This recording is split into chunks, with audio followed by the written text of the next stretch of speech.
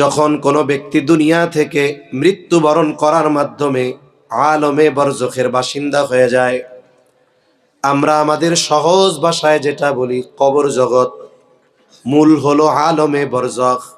মৃত্যু থেকে নিয়ে ইয়াউমুল হাশর, ওই একত্রিতকরণ দিবস, প্রতিদান দিবস, কিয়ামতের দিবস, এই সময়টাকে বলা হয় আলমে বরজখ। সাথে সাথে রাসূল আকরাম সাল্লাল্লাহু আলাইহি ওয়াসাল্লামের অগণিত হাদিস থেকে একটা হাদিস পাঠ করেছি। সূরাতু আলে ইমরানের প্রথমে যেই আয়াতটা তিলাওয়াত করলাম, 175 নম্বর আয়াত। 175 নম্বর আয়াতে আল্লাহ সুবহানাহু ওয়া তাআলা আমাদেরকে চারটি বিষয়ের কথা বলেছেন। চার বিষয়ের প্রথম যেই বিষয়, এমন এক সত্যের কথা আল্লাহ তাআলা বলেছেন, যেই সত্যকে পৃথিবীতে অবিশ্বাস করে এমন কোনো মানুষ নাই। আল্লাহ সুবহানাহু ওয়া তাআলা আমাদের খালেক, রাজ্জাক। এই পৃথিবীর সব কিছু সৃষ্টি করছেন কে? আল্লাহ।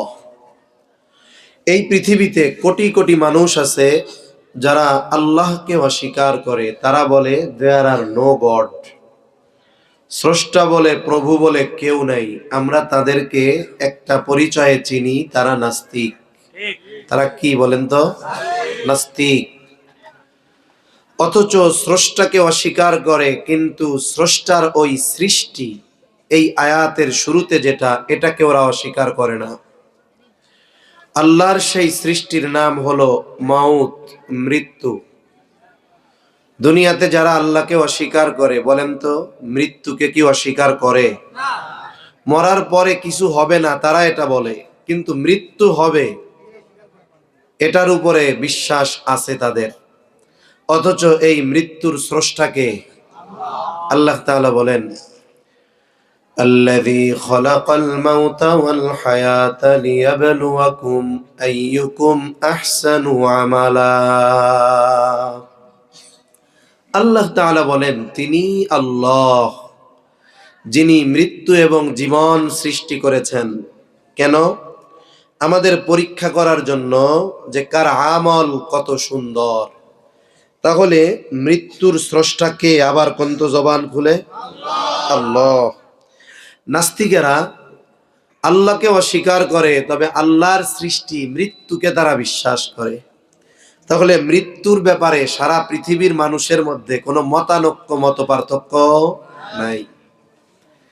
তাহলে প্রথম যেই কথাটা বলছেন, এটা মৃত্যু, আমরা সবাই বিশ্বাস করি মরতে হবে। তা মৃত্যুর মাধ্যমে সব কিছু শেষ না, বরং মৃত্যুর মাধ্যমে আসলটার শুরু, তাই না?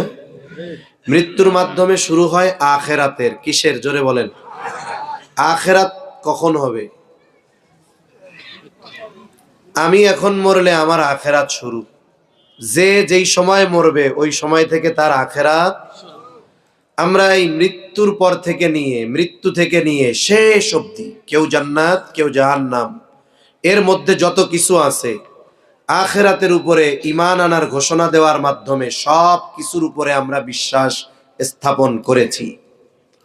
আমরা ছোটবেলায় মক্তবে পড়ছি, মক্তব ছুটি হওয়ার আগে একসাথে আমাদেরকে বসায়া কালেমায়ে তৈয়বা, কালেমায়ে শাহাদাত, ইমানে মুজমাল, ইমানে মুফাসসাল, এগুলো সহ নামাজের যত সূরা, মাসলা মাসাইল সব মুখস্থ করাইতো। ওই সময় কালিমাগুলার মধ্যে একটা কালিমা পড়ছি আমরা, ইমানে মুফাসসাল। কারা কারা পড়ছেন একটু হাত উঁচা করেন তো? হ্যাঁ, হাত নামান। মাশাআল্লাহ। এক জায়গায় কুমিল্লা, ভিডিও করতেছে আবার, ভিডিও করলে আবার এলাকার নাম বলা যাবে না। যাই হোক, জেলার নাম যেহেতু কই দিছি, কুমিল্লা। এক জায়গায় গিয়ে ইমানের ভিত্তির উপরে আলোচনা করতে গিয়ে বলছি, ইমানে মুফাসসাল সবাই জানেন? সবাই জানি। কইছি উলামা তলাবা বাদে, উলামায়ে কেরাম আর তলাবুল ইলম বাদে। একজন দাঁড়ায়, একটু আমারে কম তো এটা। তা চিন্তা করলাম যে অনেক সময় জানা জিনিস মানুষের সামনে বলতে ভয় লাগে, ঠিক না? তা কইলাম দাঁড়ায় কওয়া লাগবো না, আইসা আমারে কানে কানে শুনান। একজনও পারলো না। এরপরে যেহেতু ইমানের ভিত্তি নিয়ে আলোচনা করতেছি, ইমান তো আনছি আল্লাহর কিতাব সময়ের উপর। আমানতু বিল্লাহ ওয়া মালাইকাতিহি ওয়া কুতুবিহি, কিতাব সময়ের উপরে ইমান আনছি না?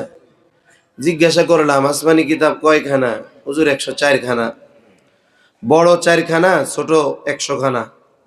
তা বড় 4 কিতাব কোন কোন নবীর উপরে কোন কিতাব নাজিল হয়েছে? একজন একটু দাঁড়ায় এখন ওলামায়ে কেরাম আর তালিবুল ইলম বাদে, ভয় লাগলে আইসা কানে কানে গন। একজন লোক দাঁড়াইছে, বেচারা 4 কিতাব 4 নবীর উপরে নাজিল হয়েছে বলতে গিয়ে তার 5-6 জায়গা ভুল হয়েছে। তো চিন্তা করলাম লোকটা সাহস করে দাঁড়াইছে, 200 টাকা ওনারে হাদিয়া দিছি।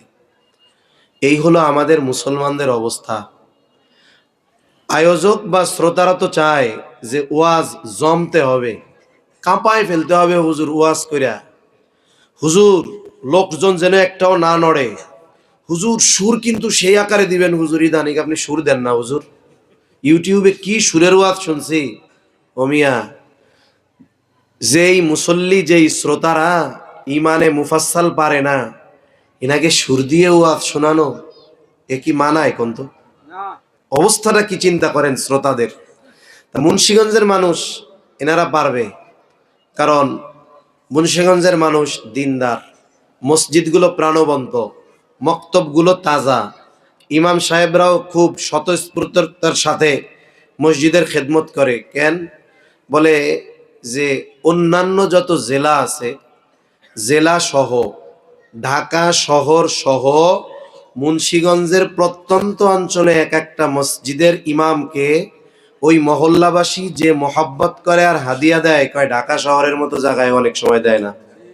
ঠিক কিনা বলেন? যারা কম দেন বাড়াই দিয়েন। এই যে ইমাম সাহেবদের এক অবদান, এই কারণে পারবেন। তা এই কালিমার মধ্যে একটা কি, ওয়াল ইয়াউমিল আখিরি, আমি ঈমান আনলাম আখিরাতের উপর। তার মানে মৃত্যুর মাধ্যমে আমার আখিরাত শুরু হয়ে গেল। মরার পরে আমি শেষ হয়ে যাব, একেবারে পচে গলে মাটির সাথে নিঃশেষ হয়ে যাবে দেহ, তবে রূহের কিছুই হবে না। রূহ অবিনশ্বর। কেন? বলে রূহ হলো আল্লাহ তাআলার প্রত্যাদেশ, আল্লাহ তাআলার নির্দেশ, আল্লাহ তাআলার ফরমান। আল্লাহ যেমন চিরন্তন, আল্লাহর আদেশ রূহ তেমন চিরন্তন। রূহ ধ্বংস হবে না। মৃত্যুর মাধ্যমে আখিরাত শুরু। এই ক্যান ক্যান করবে না ভাই, ক্যান ক্যান করে কে, ওইটা দরকার নাই। মৃত্যুর মাধ্যমে আখিরাত শুরু। এই আখিরাতের লম্বা এক সফর, এই সফরের মোস্ট ইম্পর্টেন্ট পার্ট হলো কিয়ামত। আখিরাতের সবচাইতে গুরুত্বপূর্ণ বিষয় কোনটা জোরে বলেন? কিয়ামত। সূরা আলে ইমরানের 175 নম্বর আয়াতে আল্লাহ তাআলা দ্বিতীয় বিষয় যেটা, সেটা বলেছেন কিয়ামতের কথা। আল্লাহ তাআলা বলেন ওয়া ইন্নামা তুওয়াফাউনা উজুরাকুম ইয়াউমাল কিয়ামাহ। আল্লাহ বলেন কিয়ামতের দিন তোমাদের পূর্ণ প্রতিদান দেওয়া হবে। কিসের পূর্ণ প্রতিদান? আল্লাহ তাআলা বলেন মূল কথা হলো দুনিয়ায় আমরা যেই কর্ম করেছি, যেই আমল করেছি, ভালো কিবা মন্দ, সমস্ত আমলের পূর্ণ প্রতিদান আল্লাহ তাআলা কিয়ামতে দিবে। দ্বিতীয়তে আল্লাহ তাআলা এই কিয়ামতের কথা বলেছেন, আর কিয়ামত সংগঠিত হবে এ ব্যাপারে কোনো সন্দেহ নাই। কারণ কিয়ামতের ব্যাপারে ওয়াদা দিয়েছেন আল্লাহ, আর এই ব্যাপারে সত্যায়ন করেছেন সকল নবী রাসূলগণ। যখন কোনো ব্যক্তি দুনিয়া থেকে মৃত্যুবরণ করার মাধ্যমে আলমে বরজখের বাসিন্দা হয়ে যায়, আমরা আমাদের সহজ ভাষায় যেটা বলি কবর জগৎ, মূল হলো আলমে বরজখ। মৃত্যু থেকে নিয়ে ইয়াউমুল হাশর, ওই একত্রিতকরণ দিবস, প্রতিদান দিবস, কিয়ামতের দিবস, এই সময়টাকে বলা হয় আলমে বরজখ।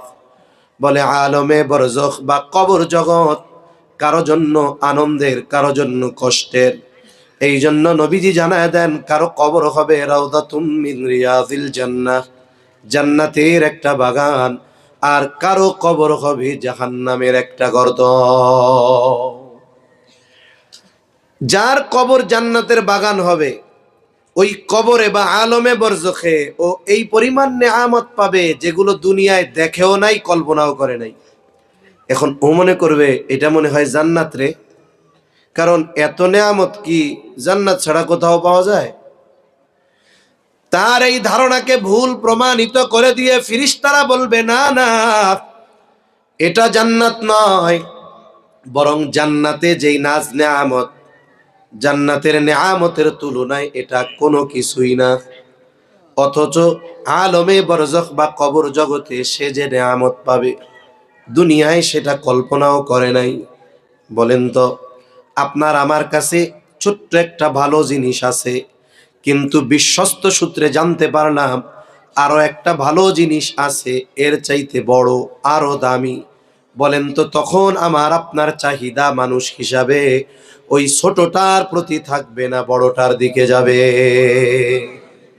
এখন ফিরিস্তার মুখে জান্নাতের নেয়ামতের কথা শুই না, কয় এটা পাবো কখন? বলে কেয়ামতের পরে তোমাদের দেওয়া হবে। এবার ওই কবর যার জান্নাতের বাগান, ও আল্লাহর কাছে বলা শুরু করবে, আল্লাহ তাড়াতাড়ি কিয়ামত কায়েম করেন, যাতে করে আমি আমার প্রকৃত এই বাসস্থান জান্নাতে চলে যেতে পারি। সুবহানাল্লাহ। মূল কথা যেটা বলা উদ্দেশ্য, যে কবরে আরামে, ও মনে করবে জান্নাত। আর যার কবরটা জাহান্নামের গর্ত, ও মনে করবে এটাই মনে হয় জাহান্নাম। কারণ এর চাইতে কষ্টের আর শাস্তির আর কোনো কিছুই হতে পারে না। একে তো কত যন্ত্রণার কষ্ট। এইবার ফিরিস্তারা বলবে, না না না, এটা জাহান্নাম নয়, বরং জাহান্নামের শাস্তির তুলনায় এখন যেটা দেওয়া হচ্ছে এটা কিছুই না। এখন জাহান্নামের শাস্তির খবর শুনে এত ভীত সন্ত্রস্ত হয়ে যাবে, বলবে কোন সময় ওটা দেওয়া হবে? বলে কিয়ামতের পর। এইবার ওই শাস্তির ভয়ে তারা বলবে, আল্লাহ কখনোই যেন কিয়ামত কায়েম না হয়। যেটা বলার জন্য লম্বা হাদিসের অংশ বললাম, যে আলমে বরজখ কেউ মনে করবে জান্নাত, কেউ মনে করবে জাহান্নাম। কারণ দুনিয়ায় ওই শাস্তির কথা কল্পনাও করে নাই সে, যেটা আলমে বরজখে হচ্ছে। এই আলমে বরজখে আমরা দীর্ঘকাল থাকবো, তবে অনন্তকাল নয়। তাফসীরের মধ্যে আসছে, যেই ব্যক্তি দুনিয়া থেকে সর্বশেষ ইন্তেকাল করবে, সেও কমপক্ষে 40,000 বছর আলমে বরজখে অবস্থান করবে। আল্লাহ তাআলা কোরআনুল কারীমের মধ্যে জানায় দেন দুইটা সিংহায় ফুৎকারের কথা। আমরা সিংহায় ফুৎকারের কথা শুনছি না? শুনছি। কেমন হবে সেই সিংহায় ফুৎকার? বলে এর আওয়াজ শুরু হবে মৃদু মিষ্টি আওয়াজে। আওয়াজ শুরু হবে আস্তে আস্তে। মানুষেরা এই আওয়াজে, মিষ্টি আওয়াজে বিমোহিত হয়ে যাবে, খুব ভালো লাগবে তাদের। সময়ের সাথে সাথে আওয়াজের আওয়াজ আরো বাড়তে থাকবে। মানুষেরা আওয়াজের উৎস কোথায় খোঁজার জন্য ঘর থেকে বের হয়ে যাবে, মাঠে চলে যাবে, কোথায় আওয়াজ কোথায়। একটা সময় আওয়াজের তীব্রতা এত বাড়বে, যেই আওয়াজ শ্রবণ করা মানুষের জন্য অসহনীয় হয়ে যাবে। আওয়াজ এটা কঠিন এক জিনিস। আওয়াজের, শব্দের খুব পাওয়ার। গোটা পৃথিবী সৃষ্টি জগৎ আল্লাহ সৃষ্টি করেছেন শব্দ দিয়ে। কি শব্দ কন্ত? কুন। কি শব্দ? ইন্নামা আমরুহু ইযা আরাদা শাইআন আন ইয়াকুলা লাহু কুন ফায়াকুন। আল্লাহ তাআলা যখন কিছু করার ইরাদা করেন, ইচ্ছা করেন, শুধু বলেন কুন ফায়াকুন, তৎক্ষণাৎ হয়ে যায়। সুবহানাল্লাহ। সজাগ আছেন আপনারা? তাকবীর দেন একটা, নারায়ে তাকবীর। মাশাআল্লাহ। প্রথমবার সিংহায় ফুৎকার হবে, বলে শব্দের মাত্রা যখন মানুষের সহনশীলতার বাহিরে চলে যাবে, মানুষেরা অজ্ঞান হয়ে যাবে। আল্লাহ তাআলা বলেন, ওয়ানুফিখা ফিস সূরি ফাসাইকা মান ফিস সামাওয়াতি ওয়া মান ফিল আরদ ইল্লা মান শাআ আল্লাহ সুম্মা নুফিখা ফীহি উখরা ফাইযা হুম কিয়ামুন ইয়ানজুরুন। আল্লাহ তাআলা জানায় দেন, প্রথমবার সিংহায় ফুৎকারের আওয়াজে আসমান আর জমিনের মাঝে যত প্রাণী আছে, যত প্রাণ আছে, ওই আওয়াজে সব অজ্ঞান হয়ে যাবে। মুফাসসিরিনে কেরাম বলেন, প্রথমে অজ্ঞান হবে, এরপরে সবার মৃত্যু ঘটবে। ইল্লা মান শা আল্লাহ, আল্লাহ তাআলা যা চান, যেগুলো চান সেগুলো ছাড়া। এই যে মৃত্যু ঘটলো, পৃথিবীর সর্বশেষ মানুষটাও মৃত্যুবরণ করলো। এখন সে স্থানান্তরিত হয়ে যাবে যেই জগতে, সেই জগতের নাম হলো আলমে বরজখ। এইবার হবে দ্বিতীয়বার সিংহায় ফুৎকার। আল্লাহ বলেন, সুম্মা নুফিখা ফীহি উখরা ফাইযা হুম কিয়ামুন ইয়ানজুরুন। অতঃপর আবার সিংহায় ফুৎকার দেওয়া হবে। এখন প্রথমবার দিল, এর পরের বারের যে সিংহায় ফুৎকার, দুইটার মধ্যে সময়ের ব্যবধান কত? এক হাদিস আছে, হাদিসের আলোকে মুফাসসিরিনে কেরাম বলেন, প্রথমবার সিংহায় ফুৎকারের পর দ্বিতীয়বার সিংহায় ফুৎকার দেওয়া হবে কমপক্ষে 40,000 বছর পর। কত হাজার বছর পরে? জোরে কন। 40,000 বছর পরে। তাহলে সর্বশেষ যেই লোকটা দুনিয়া থেকে যাবে আলমে বরজখে, সেও কমপক্ষে 40,000 বছর থাকবে। এরপরে দ্বিতীয়বার সিংহায় ফুৎকার, এটাই হলো মূল কিয়ামত। আল্লাহ বলেন, সুম্মা নুফিখা ফীহি উখরা ফাইযা হুম কিয়ামুন ইয়ানজুরুন। অতঃপর যখন সিংহায় ফুৎকার দেওয়া হবে দ্বিতীয়বার, আমাকে যেখানে দাফন করা হয়েছে, যেই জায়গায় আমার সলিল সমাধি হয়েছে, ওই জায়গা থেকে আল্লাহ আবার আমাদেরকে পুনরুত্থিত করবেন। ফাইযা হুম কিয়ামুন ইয়ানজুরুন, আল্লাহ তাআলা আবার আমাদের স্ট্রাকচার, যা মাটির সাথে পচে গলে মিশে গিয়েছিল, সব বানাবেন। মানুষেরা উঠবে, উঠে ডানে বামে তাকায়া দেখতে থাকবে কি হচ্ছে এগুলো। পবিত্র কোরআনুল কারীমের প্রসিদ্ধ সূরা ইয়াসিনের মধ্যে আল্লাহ তাআলা বলেন, ওয়া নুফিখা ফিস সূরি ফাইযা হুম মিনাল আজদাসি ইলা রাব্বিহিম ইয়ানসিলুন। এখানে দ্বিতীয়বার সিংহায় ফুৎকার উদ্দেশ্য। দ্বিতীয়বার সিংহায় ফুৎকার দেবার পর যাকে যেখানে দাফন করা হয়েছে ওই জায়গা থেকে তারা উঠে যাবে। শুধু উঠবে তা না, ইলা রাব্বিহিম ইয়ানসিলুন, উইঠা আগে ডানে বামে দেখবে কি হইতেছে, এবার রবের দিকে দৌড় শুরু করবে। কিয়ামতের ময়দানের অবস্থাটা কতটা ভয়ানক হবে, হাদিসের মধ্যে আসছে, নবীজি বলেন, কিয়ামতের দিন সকলে বিবস্ত্র অবস্থায় উঠবে, কারো গায়ে কোনো পোশাক থাকবে না। আয়েশা সিদ্দিকা রাদিয়াল্লাহু তাআলা আনহা বলেন, ইয়া রাসূলুল্লাহ, মানুষেরা কি একজন একজনের দিকে তাকাবে না, লজ্জা পাবে না?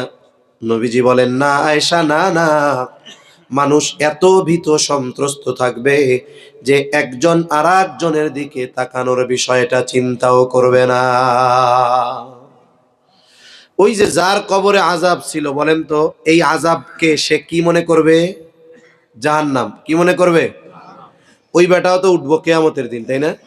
এখনো জাহান্নামে নাই, কিচ্ছু শুরু হয় নাই, শুধু উঠছে।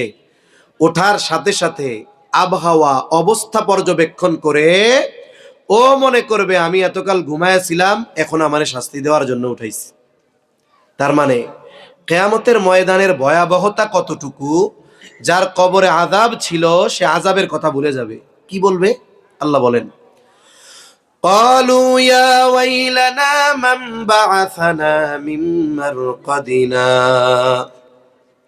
তারা বলবে, হায় দুর্ভোগ, কে আমাদেরকে আমাদের অবস্থান স্থল থেকে জাগায়া দিল। ওরা মনে করবে ঘুমায় ছিল, অথচ আযাবে ছিল। আযাবটা কত তীব্রতর মনে করতেছিল জাহান্নাম, অথচ ওই লোক হাসরের ময়দানে উঠে বলবে, কে আমাদেরকে ঘুম থেকে জাগায়া দিল। এইবার মুমিনরা অথবা ফেরেশতারা তাদের এই কথার জবাবে বলবে, হাযা মা ওয়া'দার রহমানু ওয়া সাদাকাল মুরসালুন, এটাই হলো দয়াময়ের সেই প্রতিশ্রুত দিবস, যেই দিবসের নাম হলো ইয়াউমুল কিয়ামাহ, যেই দিবসের নাম হলো ইয়াউমুল জাযা, যেই দিবসের নাম হলো ইয়াউমুল হাশর। এই দিবসের ওয়াদা দিয়েছেন আল্লাহ, আর এই দিবসের সত্যায়ন করেছেন তার প্রেরিত নবী রাসূলগণ। তাহলে কিয়ামত হবে, ওয়াদা কার? সত্যায়ন করেছেন কারা? নবী রাসূলগণ। এখন কথা হলো এই কিয়ামত তো হবে, তবে কবে? এই বিষয়টা মূলত আমি আলোচনা করতে চাই। কিয়ামত হবে, কখন হবে? বলে কিয়ামত হওয়ার সুনির্দিষ্ট সময় দুনিয়ার কেউ জানে না, একমাত্র জানে কে? জোরে গণ। এই জন্য আল্লাহ তাআলা সূরা লুকমানের সর্বশেষ আয়াত আল্লাহ তাআলা বলেন, ইন্নাল্লাহা ইনদাহু ইলমুস সাআহ, কিয়ামতের ইলম একমাত্র যার কাছে তিনি কে? কেন আল্লাহর কাছে? কারণ আল্লাহ ই আলিমুল গায়ব, আল্লাহ ব্যতীত আর আলিমুল গায়ব কেউ নাই। আমাদের দেশে কিছু ভাই আছে নবীজিকে মোহাব্বত করে, তাদের নবীজির ব্যাপারে আকীদা হলো যে আল্লাহ যেমন হাজের নাজের, নবীজিও হাজের নাজের। নাউজুবিল্লাহ গণ। আল্লাহ যেমন আলিমুল গায়েব, নবীজিও আলিমুল গায়েব। নাউজুবিল্লাহ বলেন। বরং আমরা যদি বলি ভাই আলিমুল গায়েব এই সিফাত একমাত্র কার? আল্লাহর। হাজের নাজের কে? হে ওয়াহাবি হুজুরের নবীজিরে ভালোবাসে না, নবীর দুশমন। বলে কি বলে না? অথচ নবীজি বলছে আমি আলিমুল গায়েব না। সত্য সত্য প্রমাণ দেওয়া যাবে। একটা হাদিস থেকে একটু শুনাই, কষ্ট হইতেছে না তো? একটা হাদিস আছে, প্রসিদ্ধ এক হাদিস। হাদিসের এক নাম হলো হাদিসে জিবরিল। কেন? বলে জিবরাইল আলাইহিস সালাম মানবাকৃতিতে সাহাবায়ে কেরামের উপস্থিতিতে নবীজির কাছে আসছেন। এই যে জিবরাইল আলাইহিস সালাম আসছেন, এই জন্য নাম হলো হাদিসে জিবরিল। কোন উদ্দেশ্যে আসছেন? সাহাবায়ে কেরামকে দ্বীনের মৌলিক বিষয়গুলো শিক্ষা দেওয়ার জন্য। এই জন্য এই হাদিসের নাম হলো উম্মুস সুন্নাহ। জিবরাইল আলাইহিস সালাম আসছেন, আসার পরে নবীজিকে কয়েকটা প্রশ্ন করছেন। নবীজি প্রশ্নগুলোর জবাব দিয়েছেন। প্রশ্নের এক পর্যায়ে জিবরাইল আলাইহিস সালাম নবীজিকে জিজ্ঞাসা করতেছেন, আখবিরনি আনিস সাআহ, আপনি আমাকে কিয়ামতের ব্যাপারে খবর দেন, কিয়ামত কখন সংঘটিত হবে? নবীজি জবাব দিলেন, মাল মাসউলু আনহা বিআলামা মিনাস সাইল। নবীজি বললেন, এই ব্যাপারে যাকে প্রশ্ন করা হয়েছে তিনি প্রশ্নকারীর চাইতে বেশি জানেন না। তার মানে আপনিও যা জানেন আমিও তা জানি। কেমন যেন জিবরাইল আলাইহিস সালামকে বলতেছে, ও ভাই জিবরিল, কিয়ামত কখন সংগঠিত হবে আপনি যেমন জানেন না আমিও তেমন জানি না। এইবার বলতেছে, তাইলে কিছু আলামত বলেন। নবীজি সাল্লাল্লাহু আলাইহি ওয়াসাল্লাম এই প্রসিদ্ধ হাদিসে দুইটা আলামতের কথা বলেছেন। কয়টা? এত জোরে কইছেন, আরো জোরে কোন কয়টা? এক নাম্বার যেই আলামতের কথা বলেছেন সেটা নিয়ে একটু কথা বলি, কারণ ওই রোগ আমাদের সমাজে আছে। নবীজি এক নম্বরে বলেন, আনতালিদাল আমাতু রাব্বাতাহা। নবীজি বলেন কিয়ামতের অন্যতম আলামত, দাসী তার মনিবকে জন্ম দিবে, প্রসব করবে, পেটে ধরবে, জন্ম দিবে। এর কয়েকটা ব্যাখ্যা, একটা ব্যাখ্যা শোনাই। এর আগে একটা বিষয় একটু বলা দরকার। আমরা অনেক সময় অনেকের মুখে শুনি যে শুনেন, যদি উন্নতি অগ্রগতির শিখরে পৌঁছাতে হয় আমাদেরকে পশ্চিমাদের অনুসরণ করা লাগবে, আমাদের ওয়েস্টার্ন কালচার ফলো করা লাগবে, তাহলে আমরা উন্নত বিশ্বের দেশের সাথে তাল মিলিয়ে চলতে পারবো। এরকম কিছু বলা লোক আছে না নাই? তারা ওয়েস্টার্ন কালচারকে, পশ্চিমা সভ্যতাকে, সংস্কৃতিকে আমাদের দেশে নরমাল করতে চায়। তা পশ্চিমা কালচারের মধ্যে কি আছে অনেকে বোঝে না, মনে করে ইউরোপ আমেরিকাতে হালুয়া রুটি ভরা মনে হয়। পশ্চিমা কালচারের একটা অংশ আপনাদের শোনাই। পশ্চিমাদের নিয়ম হইল, যদি নারী পুরুষ উভয়ের মধ্যে সম্মতি থাকে, সম্পর্কে যা হয় হোক, যদি নারী পুরুষ উভয়ের মধ্যে সম্মতি থাকে, সম্পর্ক যদি এমন হয় বাবা মেয়ে, ছেলে মা, ভাই বোন, আপন রক্তের, কোনো অসুবিধা নাই, দুইজনে মিল থাকলে জেনা করতে পারবে, নাউজুবিল্লাহ কল। ও মিয়া, আমাদের দেশের মুসলমান যেটা সারা জীবনে পশ্চিম দিক চিত হইয়াও পড়ে না, কিন্তু আল্লাহরে বিশ্বাস করে, ওই লোকটারেও যদি এই কথা বলেন ও কল্লা ফালাইয়া দিবে। কত বড় বদমাইশি কথা! সর্বোচ্চ ঘৃণা করবে, অথচ ওয়েস্টার্ন কালচার ওইখানে ওইটা নরমাল।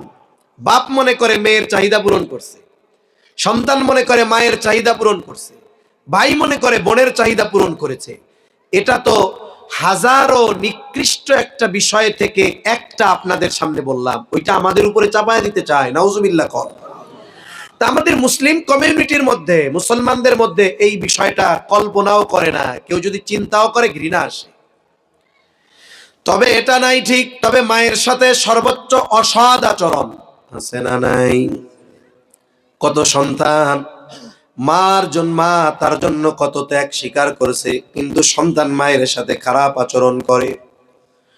এমনও মা আছে, সন্তানের বয়স 2 বছর, বাবা মারা গেছে, মায়ের বয়স 20 বছর, ইচ্ছা করলে আর এক জায়গায় বিবাহ বন্ধনে আবদ্ধ হতে পারত, শুধুমাত্র এই কলিজার টুকরা সন্তানের চেহারার দিকে তাকায়া ওই মা বিবাহ বন্ধনে আবদ্ধ হয় নাই। মানুষের কত কথা, কটু কথা শুনছে, কষ্ট করে মানুষের বাড়িতে কাজ করে, মানুষের কাছে চেয়ে চিনতে সন্তানটাকে লেখাপড়া শিখিয়েছে, শহরে পাঠিয়েছে। সন্তানও চালাক চতুর, অল্প দিনে অনেক টাকা পয়সার মালিক, ঢাকা শহরে 2-3টা বাড়ি, 5তলা 7তলা বাড়ি। কিন্তু এই সন্তান যেই মায়ের কল্যাণে আজকে তার এই অবস্থান, সেটা সে ভুলে গেছে। সন্তান আরাম আয়েশে ঢাকা শহরে, আর মা প্রত্যন্ত অঞ্চলে, গ্রামে, খাবারের অভাব, ওষুধের অভাব, থাকার জায়গার অভাব, অথচ সন্তানের কোনো কিছুর অভাব নাই। আফসোসের ব্যাপার, যেই মা সন্তানের জন্য এত ত্যাগ স্বীকার করলো, সন্তানের বাড়ির 5তলা বাড়ির গাছতলায়ও মায়ের জায়গা হয় না। এমন সন্তান আছে না নাই? জোরে বলেন। অভাব নাই, মার জন্য কিছু করে না। আবার এমন নালায়েকের কথাও শুনছি, সন্তানকে কোলে পিঠে করে কষ্ট করে মানুষ করছে, বাবার বাড়ির সম্পদ এনে সন্তানের লেখাপড়ার পেছনে ব্যয় করে ফেলছে, মায়ের কোনো সম্পদ নাই। মা চিন্তা করছে, হারে, যেই সম্পদ বাবার বাড়িতে পাইলাম, স্বামীর পাইলাম, সব ব্যয় করে সন্তানটারে যদি বড় উচ্চ শিক্ষিত বানাতে পারি, আমার অভাব থাকবে না। সন্তান ঠিকই টাকা পয়সা গাড়ি বাড়ির মালিক হয়েছে, কিন্তু আফসোসের ব্যাপার, ওই সন্তান যার জন্য মায়ের এত ত্যাগ, ওই সন্তানের বাসায় যদি এক বেলা খাবার পাইতে হয়, কাজের লোকের মতো কাজ করা লাগে। যেই বেলা ঘর মুছা দেয়, খাবার দেয়, কাপড় ধুয়ে দিলে খাবার দেয়, অসুস্থতার বার্ধক্যের কারণে যদি কাজ না করতে পারে, খাবার আর কপালে জুটে না। একটু চিন্তা করে দেখেন, এই ধরনের অবস্থা আমাদের সমাজে আছে না নাই? বলে খবরদার, খবরদার, এটা কিন্তু কিয়ামতের আলামত। আর মায়ের সাথে খারাপ আচরণ করতেছো, মনে রাখো, আল্লাহ তাআলা প্রত্যেকটি পাপের শাস্তি দেওয়ার ক্ষেত্রে বিলম্ব করেন, কিন্তু কয়েকটা পাপের শাস্তি দেওয়ার ক্ষেত্রে আল্লাহ বিলম্ব করেন না।